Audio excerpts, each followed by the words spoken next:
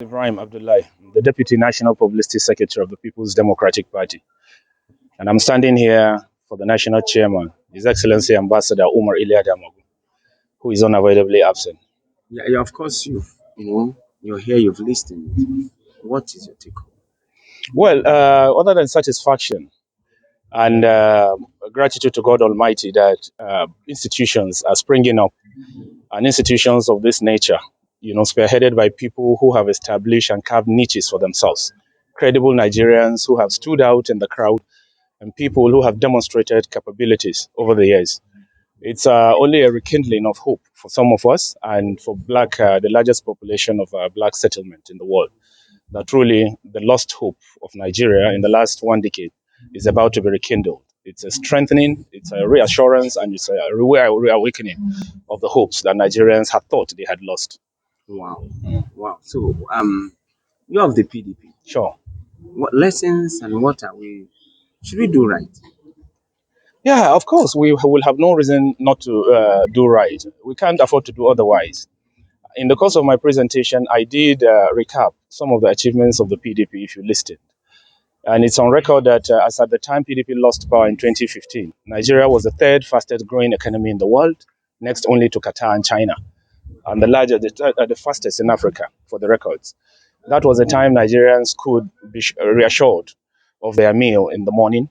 That was a period Nigerians were going to bed with confidence and with the assurance that in the morning they know what meal they are going to have and where the next destination is going to be. Today, you see hopelessness and despair in the land, clueless and inept administration, foisted on the nation, and Nigerians have lost hope completely. It's not about PDP now, even the opposition parties. It's now against Nigerians. 2027 is against APC and Nigerians.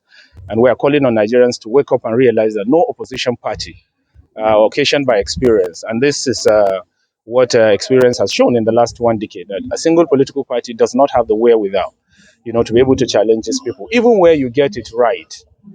And this has not really been the case, though, with opposition parties. But even in the very select instances where opposition parties get it right, these people would always truncate it, hinging on the fact that the unity that is badly needed and the cohesion that opposition party is supposed to promote, their aspiration with is lost.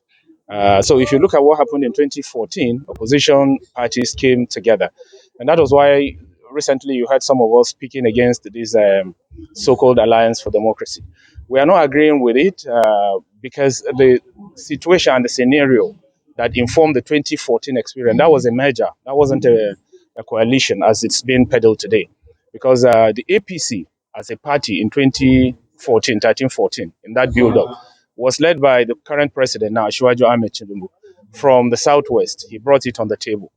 The CPC was then led by the late president, Muhammadu Buhari, who also brought the entire paraphernalia of the party on the table. The ANPP was itself brought on the table collectively. There was nobody left from the party. Not just the leadership, the entire machinery of the party was brought. Some dissenting members of the PDP, led by 5 governors and Atiku Abubakar, were also on that, alliance, and that was why it worked. Now, this one is an isolated case of certain elements who are expressing their misgiving and dismay. Their enchantment is not capable of bringing that kind of desired unity to send these people packing. Therefore, a political party that has been tested and that has lived the test of time for 27 years counting, and the longest in Nigerian history at the risk of sounding reputational, should be the one that will attract the followership and support.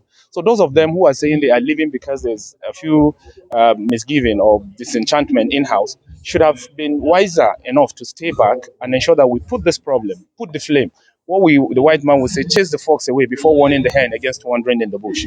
If we don't go through these problems, we are not likely to come stronger. Other political parties across Africa are experiencing. I just came back from Ghana. They had a conference of African political parties just 2 days back. This is exactly what they would always also do. They want to look at the ways and means of strengthening political parties in Africa so that ideology, which is missing in the way parties are run, would be brought back so that we'll have stronger political parties that are driven by ideology and passion. Thank you.